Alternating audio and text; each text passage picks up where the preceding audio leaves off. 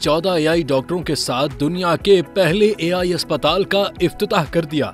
जी हां, चीन में अब एआई डॉक्टर्स इलाज करेंगे। एजेंट अस्पताल नामी अस्पताल में 14 एआई डॉक्टर्स और 4 नर्सें हैं। आम अस्पताल के मुकाबले में एजेंट अस्पताल रोजाना 3000 मरीजों का इलाज कर सकता है। रिपोर्ट के मुताबिक वर्चुअल अस्पताल के मुआलिज 10,000 तक मरीजों का इलाज कर सकते हैं। इसके मुकाबले में एक इंसानी डॉक्टर को इसी तादाद तक पहुंचने में कम से कम 2 साल लगेंगे।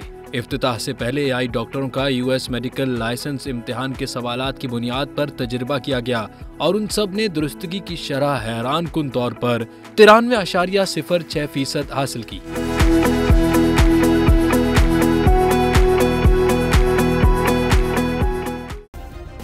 सब्सक्राइब करें और बेल दबाएं ताकि कोई खबर रह न जाए।